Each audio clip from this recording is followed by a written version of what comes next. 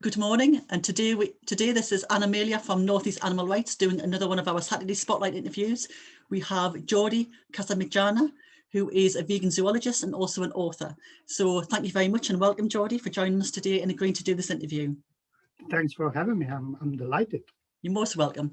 So if that's okay, we'll go straight into the questions. So first of all, could you tell me what made you first think about how your pension funds were being invested, as it isn't an obvious area for vegans to consider? We know that you are very well known for winning a court case against your employer because they were investing in your pension funds. So what made you think about your pension funds and how they're being invested? Well, I've been a vegan for many years, almost 20 years now. And what happens when you, as many of you will notice if you're vegan too, that you obviously start stopping using animal products, you start stopping using clothes. And while you're vegan, you keep discovering new things that you didn't know that might have a relationship with animal exploitation. Of course, the more vegans are out there, the less time you have to wait until you learn these things, because you talk to other people and then you learn that what's happened to them. But the case of the sorry about the phone. It's okay. Gonna turn off when I don't answer it. So the thing about happened with pensions is, because I've been vegan for a long time, I already check everything, including pensions. And every time I work in an animal protection organization or employee in any shape or form, then what I do is I check whether the money goes. Should I go and hand it up? It's okay. It's fine. It's okay. Don't worry. So that's basically what happened. So this is not the first pension I check. Every time I had an organization before, I did look at the pensions and I then realized, well, they are okay or they are not okay. In this case, I realized they're not okay. They are not going to the organization, the companies I was hoping for. They're going to pharmaceutical companies that test on animals. They're going to tobacco companies. They're going to petrol companies. And I used to work for the same organization before, 10 years prior, and they had a different pension. They had the title ethical then. So that was what alerted me first. I realized, oh, the title ethical is no longer there. Let's double check. Let's go deeper. Let's contact the pension provider and ask questions. And that's when I discovered. And the whole thing started there. My litigation process was started there and lasted for 2 years. Yeah. So obviously you brought this court case, and I suppose probably at the beginning you didn't sort of appreciate how much of a public interest you're going to be, So how did you cope with the explosion of interest in you as a person, as well as veganism and the very, very specific issue that you raised? And how did you cope with the negativity? Because I know obviously you were sort of on TV, you were on a different TV shows, and there was obviously vegans get a lot of negativity towards them anyway. So how did you cope with all of that? Well, it was quite weird at the beginning. Actually, I had situations like that before in my past. I've been involved in campaigns and in situations where there was a high profile and a lot of media. So I was quite used to that, but never at that level. At the level I received the media attention. Next day after my pre-hearing on the 3rd of December 2020, where veganism was declared a protected philosophical belief, my face was in all the papers and in all the websites. And it was weird. So at one point, psychologically, you disconnect. You don't see your face as your face anymore. So you see it so often, and you just don't think that's me. You think, is that this guy again? The face of this guy again. So there's something strange. And actually, I decided not to read the paper for a few days because I was being overwhelmed by it for a while.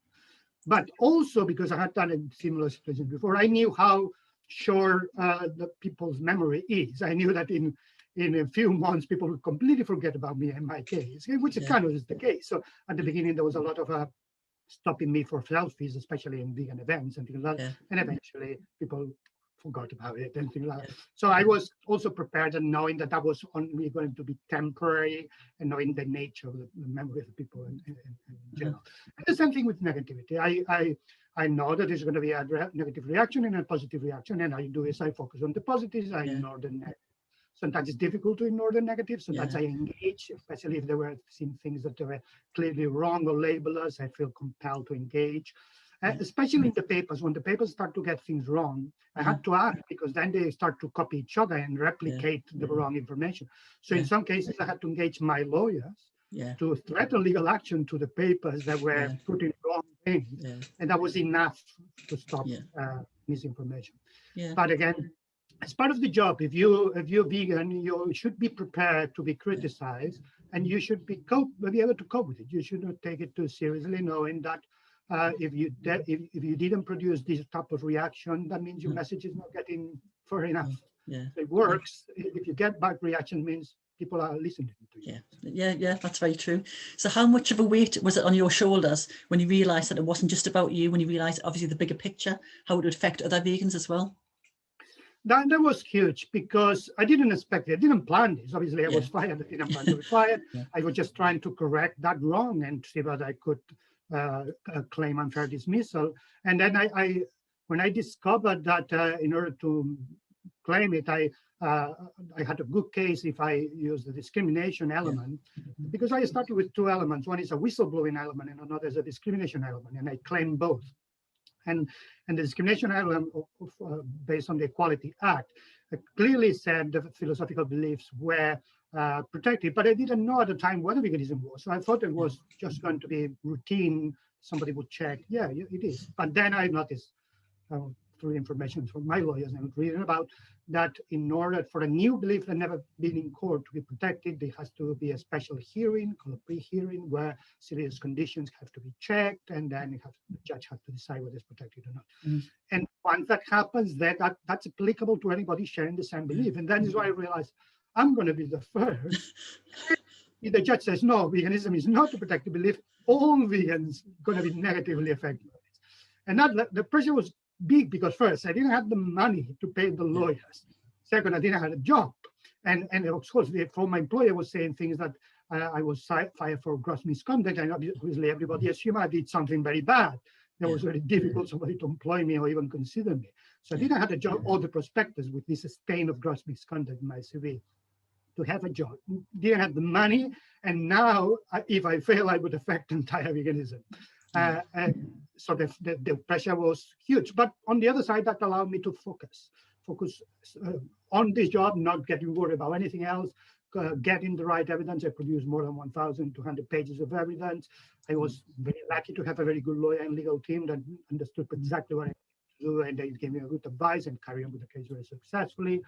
And so the luck was with me all the time, because literally just before the trial, I didn't raise enough money to cover the entire thing. And then the Vegan Society came and helped me to cover what I didn't have for the pre-hearing, just for the pre-hearing. And then eventually for the full merits hearing, which is the next stage where I won also that part of it, when I settled the case and I was compensated economically, etc. That again, I didn't have all the money for that, but my lawyers decided that they were not going to charge me before, and they would charge me afterwards, so I could use some of the money given to me in compensation to pay the lawyer. So luck was with me all the time, but the pressure as well. Yeah, I mean, you mentioned the Vegan Society support there, and we know that there's recently been another case, Fiji Willits, who's studying animal management, and she was told again she had to compromise her vegan beliefs, and they again won a case. So do you think there's we're going to see an influx of cases like this, or do you think employers are going to mitigate against them, or and make sure that they don't, sort of be more conscious of employing people who are vegan, and possibly discriminate against them, sort of like by not even employing them? Or do you think they're going to do the right thing and actually just ensure that they don't discriminate against us? Well, I think it's a bit of everything. I think that the terror element will be majority. There will be more claims, but rather than claims, meaning going to court and challenge the employer, will be more complaining about being discriminated. And often that will be enough. You just complain. Before, in the past, you might not complain because you thought, oh, I'm a vegan, I should take this on the chin. Now they know about my case, they know about Fiji's case, and might say, oh, I'm going to complain. I am not different than anybody else. I have the same rights as everybody else. Veganism is as important as any other of the protected characteristics. That's what the judges said. So I'm going to use that power and complaining, normally by complaining and by referring my cases and the success of my cases and Fiji's situation and others. That's enough. So whoever was discriminating realized they were wrong and correct the situation. That's what it should be, because litigations take a long time. Mine took 2 years, are very expensive. You don't want to go to that level. You want just to prevent to arrive to that level. Yeah. So I think the majority of the cases that would not happen because employees would already realize that they have to look at their vegans properly. And that my case was helpful in this regard because there was a huge amount of publicity. That means the information about my case arrives to the employers. The Vegan Society also, which helped me not just economically, and we're given testimony, they produced one of my witnesses, Jeanette Rowley. They also produced a document, which is a guide for employers that was immediately released after my case, telling them what to do. And that was very helpful because they didn't have to worry. They could just look at the document and follow the guidance. So that, I think, is going to be the majority of the cases. It might be vegan, might be employers that might think twice in hiring a vegan. This is precisely the employer you don't want to work with. Therefore, that's good for vegans.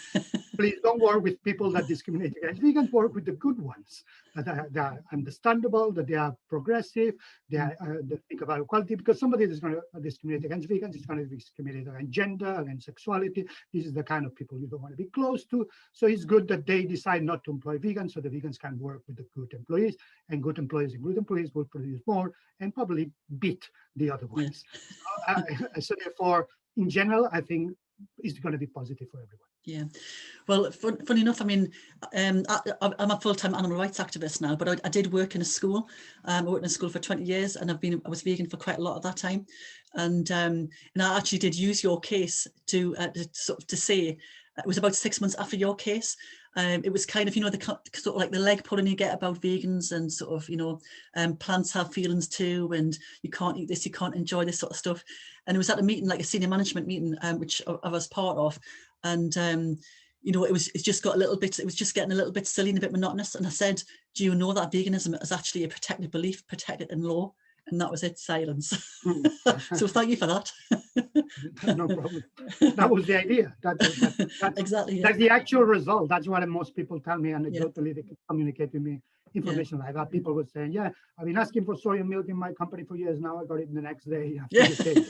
Yeah. And it's so simple, isn't it? It's not, you think it's like just these little things which just make a difference, but it just means a lot. It's just so ridiculous that you have to go to these lengths to get equality. Now, in your book, you're describing a long list of vegans, pre-vegans, and post-vegans type. I've just noticed it's behind you it's kind of behind you on your bookshelf there. I have it here. Yeah, brilliant. Excellent. Yeah. Ethical vegan, a personal and political journey to change the world, just in case people want to get it. So I've read this book and I think it's absolutely brilliant. I kind of described it as a manual for veganism. It's kind of, if you're a long-term vegan, it helps you. If you just be thinking about veganism, it's really, really helpful. So can you tell me where it's available so people who are watching this, they can access it as well? Well, they can buy it anywhere, really. Actually, I encourage people to go to the local bookshop and ask for it, because then they can order it and they can order more than one. Yeah. And the more people will sell it, but you can get it online. You can get it as an ebook as well. And it's been launched now in the US as well. So an American watching this is also available in US web shops, in Canada, in Australia, everywhere in the world. It's published by September Publishing. You can also get it straight from the publisher, but literally you can get it from any bookshop. Yeah, well, I would strongly encourage people who are interested in veganism, whatever part of your journey, that they buy it, because I think it's really a really good description of kind of like where veganism came from, but also the process of your case as well was really interesting. So going back to within your book, you've got like a long list of vegans and pre-vegans and post-vegans.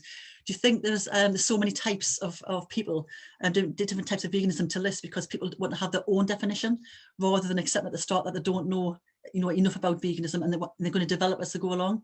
It's a bit like you said, kind of, you think you're going to be vegan and then you sort of like discover little bits of things which you hadn't thought about. Is it not going to be simpler just to look at the traditional descriptions, like vegetarian, pescatarian, and vegan?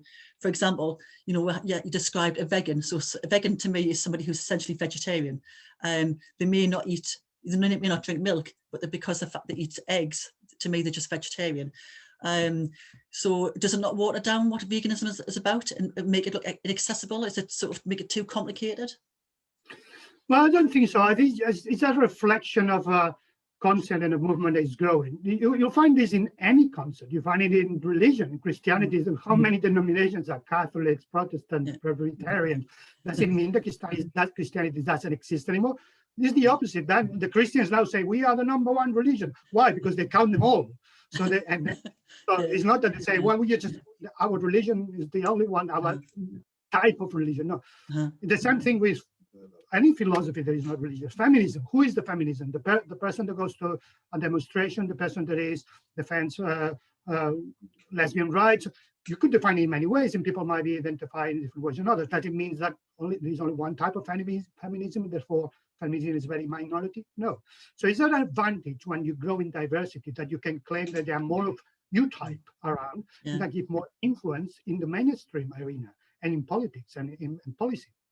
But at the same time, you can't just deny that people are different in the way they interpret things, in the way they manifest things. And if they feel comfortable being together with people that manifest they believe in the same way, they tend to be a tribal element that give them sometimes a name.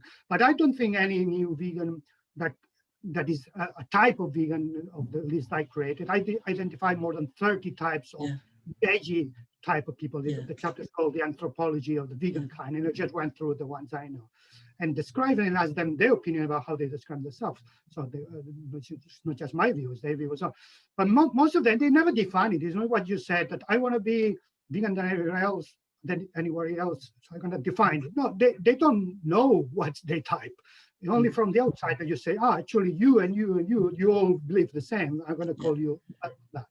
So it's not that somebody wants to have a different definition. It's that somebody wants to be together with those that manifest the veganism in the same way. And that's fine, because the closer to other people that manifest in the same way, the more comfortable you're going to be, the more you're going to be able to help other people to become vegan. This subgroup will reinforce each other, will be a sub-community, a subgroup. What you have to avoid is to develop this as a war against another war. Saying the others are wrong, I'm the only one right. The problem is when a type of vegan says, oh, there is only one type of vegan, which is my type of vegan. It means my actual type of vegan. If my neighbors, they are not like me. So that's ridiculous. It will be one veganism type for each person. So no, you have to accept the diversity of opinion. There is a core value. The philosophy is the same, and that's why we use the word vegan. If it's different, we use another word. But once you have that core the same, the way you manifest it and the way you arrive to that philosophy is what explains the diversity. Some people, I like to use this metaphor of a mansion. Veganism is a mansion, a huge house with many people lives in. And there are different doors in the mansion with a hole. There's the door of animal rights. You enter perhaps that mansion for that hole, and then there's the door of health. Then this is the door of spirituality or religion. Then the environment door or the social justice door. And once you enter the mansion, you explore the other rooms and you eventually like the mansion as a whole. Some people just entered the mansion. They just stand in the door or in the hall. They haven't seen anything else. That's what they say. I am only for the environment. I am only for social justice, because they just arrive. But once you just move in and share and talk, and then you still can have your own room with your own furniture and your own style, and you still might remember the door that you enter as the most important door. But you end up being part of the entire mansion in there. So therefore, you still have your own identity as a subtype, but you recognize the big identity of all the groups. I think that's a very, very good way of describing it, like a mansion, because I mean, we've said that we have this conversation about plant-based versus veganism, and obviously plant-based is just the diet part of it, but it is a big way in, because food is such a big part of veganism. Everybody needs food, and everybody is concerned if you're told that tomorrow you have to eat totally differently, there's a big panic on, so you have to kind of like work out what you can eat. And I know that people who are in my animal rights group, a couple of them came in through the health avenue, and they are really, really passionate animal advocates now. People come in from the environment. So they do have these different kind of like titles before they actually come a fully fledged vegan animal rights activist, I suppose. But they still do have that passion for the environment, or that passion for the health part of it, which is good, because that means they are almost like experts in that field within the veganism, and when we do the outreach. I think that's a really good analogy, using it as a mansion, like the door. You open the door, you stand at the door, and you have all these rooms, like choices of rooms to go into. So people have tried to liken veganism to a religion. I mean, every time I have the census, and people say put down veganism as your religion, you know, but we know it's not, because you can follow a religion at the same time as being vegan. You can have Christian vegans, Muslim vegans, but we know from obviously from reading your book, ahimsa, you know, it's a way of life which has been around for thousands of years, and it has been incorporated into some religions, but then some respects it's actually been a bit broken away a bit as well. So can you explain a little bit about ahimsa and how that kind of like fits into veganism, please? Yes, my book has a whole chapter about the history of veganism. And one of the things I was amazed when I researched for the book is to realize that how long has been this concept around with different names and different expressions and manifestations, but the idea has been around, and it didn't start in a particular place. It starts simultaneously in different places, in the Far East, in the Middle East, in Europe, in India. And sometimes there were words that really define very well the core, the hardcore of the vegan concept. And that word ahimsa that you mentioned is one of them, which we find it in India. About 500 years before the Common Era. It was already used, obviously had been invented before, by people that created religions that lasted for centuries, and many still are today. For instance, the Jains we still are today. The Mahavira, there was a teacher there in the 5 centuries before the Common Era, was using it a lot. He was the 24th teacher of the Jainism. Therefore, the other ones before him probably invented the word millennia before him.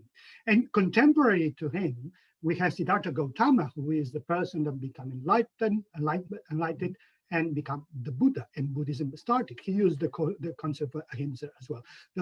Masali Gosala, contemporary of these two people, he created a religion called Ajivikas that lasted until the 14th century, also used this concept as well. And then, of course, after that, simultaneously, there were people using the idea without using the word ahimsa. Pythagoras in Greece was getting this idea of reincarnation and not eating other animals because they might be part of you or might be somebody that you knew before. And you have the Taoists in China, the Lao Tzu, talking about all sentience being sentient beings and therefore being having to be finding a balance in nature. Even in the Judaism, you have a sect, the Essenes, millennia ago, where they were thinking in the idea of Adam and Eve, that we're all vegans, therefore you should be vegan too. So it was appearing all over the place, and it evolved. Sometimes the word was not used anymore. It's still used in all the Indian traditions and what we call the dharmas. But the idea essentially is the same, which is do no harm, or the wish to do no harm. This is what concept of ahimsa means. And this idea of doing no harm extended to whom are you talking about? Well, to me, to my body, to my family, to my fellow human beings, to the other sentient beings, to the other creatures of the planet, to the environment. This is what has evolved towards the concept of veganism today. So veganism today, the word vegan, as you know, was created in 1944 by the Vegan Society. That word was just the latest incarnation of a millennium-old concept, all based on the idea of do no harm. And through the years, trying to expand this circle of compassion to add more things that you don't want to harm with, and to remove it from the idea of being linked to a particular religion or particular culture. It was in 1847 that we see one of the major steps to move away from religion. Actually, with Pierre Gassendi and philosophies of the Renaissance, the idea of moving from religion started there, and animal rights started there. But in 1847, the Vegetarian Society as a secular organization was created.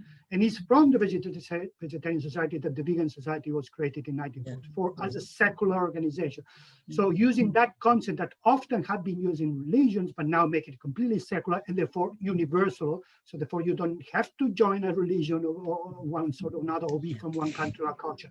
And that's when it became this universal concept. But the concept is not new, it existed everywhere. And that is one of the good things about the book I wrote that gave me this, ground me in my belief that realizing this philosophy I'm following now is the most widespread universal philosophy I ever existed. It's, well, you know, you're right, because people think that veganism is the latest fad. It's only been around for a few years.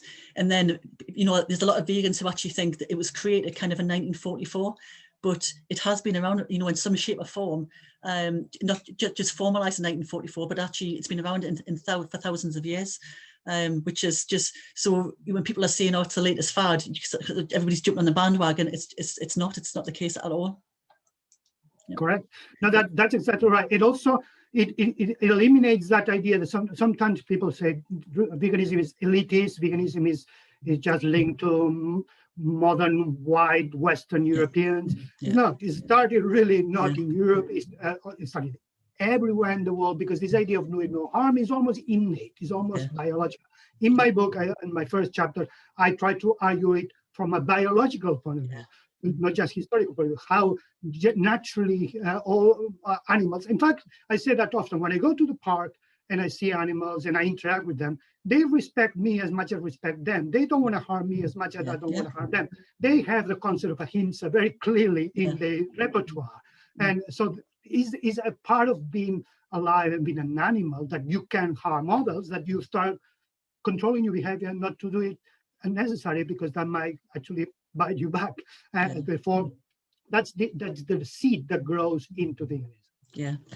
So at the end of the book, you're talking about the world and its inhabitants, where you think it'll end up with now with life in lockdown sort of coming to an end fairly shortly, and those who have still not made the connection between disease and animal abuse. You know, do you think your thoughts, you know, what you sort of like you elaborated on in your book for the future can still happen? I mean, I was kind of thinking that you were all hoping that the links, I mean, the obviously scientific links between the coronavirus and other diseases with animal abuse, and thinking that people should finally, like, they must finally wake up, and that they haven't really to a great degree. So do you think that your version of how you want the world and its inhabitants to be can still happen? Yeah, absolutely. I have this, you can see this diagram here in my bag. This is in the back of the book. You can see here as well. Yeah. So this is the diagram with about the vegan world that I imagine, obviously I don't know what is going to happen, we should aim for. And this aiming might take many generations. It's not going to happen overnight, but if you don't aim for what you're going to, you might get lost in the way there. And I think that's not going to happen, not going to change with whatever happened now. In fact, the pandemic will accelerate the process, because more people will find more connections between animal agriculture and bad things that happen to them, in this case, pandemics. And the more connections are realized in people's minds, the more of an attempt to find solutions will be an urgent thing in their minds too. And veganism is one of the things that provides so many solutions to so many of the global crises, hunger, animal destruction, the extinction of a species, global warming, inequality, all these things together. Remember, this doing no harm. If you apply it properly, that means you don't only apply it to people in your health, you apply it to people that are oppressed, therefore racism and oppression. Then you apply it to all the animals, no matter which species. And then you apply it to the environment, the plants and the air and everything. If you keep applying do no harm, so the core of veganism, you will end up having to create politics and policies that are compatible with that. And that's what we aim. We aim is not just changing people's behavior, it's changing people's rules and countries and laws, to the point that we have a world, entire world, that has veganism as a core message. And I think that's going to happen, but it might take many more generations than people hope. And our job is just to make it as short as possible, and to use any opportunity we have. But I'm an optimist. I think it will happen, and I think it's good to dream about that future. You can be realistic, not assuming it's going to happen next day. But the more you think about the future and the more you're realistic, the more you can build the steps to get there. And that's one step is you become vegan as a person. The other step is, like in my case, try to make it law, try to make veganism, protection of vegans law, but then go beyond that, go into start banning some of the animal exploitation. We've already been doing it, banning hunting, but not enough. Let's go ban snaring, let's go ban other things. So it's much more than just the behavior of a person, it's also the changes of society. It's a socio-political movement, therefore it's going to change the world. And that's why my book is Personal Political Journey to Change. Yeah. I think, I mean, you're right. I mean, I'm an optimist as well, because, you know, there's so much sort of negativity. People say, you know, one person can't make a difference. What's the point? It's never going to happen, you know. But already in my lifetime, I think that in my lifetime, the dairy industry will fail, because it's already failing and it's getting massive taxpayer bailouts. So, you know, once people sort of like realise how much money, public money, goes into it, you know, and there's all sorts of other, you know, societal problems which needs to have money, and we are kind of pumping money into failing industries. I mean, even Boris Johnson at the climate conference in November, he's apparently sort of going to be discussing, you know, trying to encourage people to eat less meat and dairy. Joe Biden is doing is kind of like pushing the climate part of it, which obviously will have an impact on the animals. So it kind of is getting there. So I kind of, rather than look at how far we've got to go, I kind of look at how far we've come, and it is in a short space of time, you know. I mean, I've seen massive differences in my lifetime. So in another generation, we're going to be so much closer. So I'm with you. I'm all for your version of the vegan world. It sounds brilliant. Excellent. That's good. Yeah. So the last question now, if that's all right. So what's next for you and what you're up to now? Well, I'm open to whatever happens. I mean, we are in certain times with the pandemic that it's impossible to make plans, really, because we don't know what's going to happen.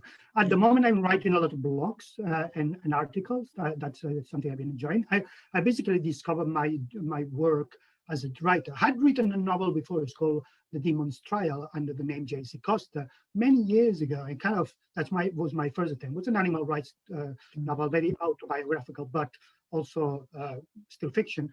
And now with this book, I realized this is something actually better than I thought it would be. So I am approaching websites, and they are commissioned to me articles. So that's something I will probably will be doing more, and I might write another book or two more books. But I'm still open to work with animal protection. If somebody wants to employ me to help them to help animals, this is something I always want to do. But veganism and writing about veganism is something that I'm getting better with time, and the more vegan I am, the better I will become. So it sounds as if you've got like you're just absolutely full on, just absolutely loads of things to do. I mean, I would strongly recommend to anybody watching this to buy your book, to read it, because it is really, really interesting. There's so many things you can take away from it, and I thoroughly enjoyed it. So anyway, I would like to just before you go, just for people that listen to it, the book has three stories. One is the story of veganism, the other story of my legal case, and the other is the story of how I became a vegan from the beginning of my life to now, intertwined. So if you like one of these three, that you might like the book. They're all there together to make it less boring. So you can get a bit of excitement about my legal case, and then see about the history. Is all there to make it easy to read. So it's an easy read to read. Yeah, it is, because I was kind of expecting it to be quite a not a dry read. That's probably the wrong word, but kind of much more about the legal part of it. But it is, because it's intertwined with all those different, and it goes backwards and forwards as well. It's very, very easy to read. So it's very accessible. But I would, I thoroughly enjoyed it. So thank you very much for writing it, because it was very helpful to me. As a long-term vegan, it was helpful to me. So it'll be very helpful to new vegans as well. So that's all my questions for now. It's been absolutely delightful talking to you. So thank you very much for giving up your time today. And I'd like to say thank you and good luck with everything you do from everybody at NEAR. This is Anna signing off now, saying goodbye and thank you to Jordi, Casamitjana. So thank you and have a good day. Thank you. Thanks for having me.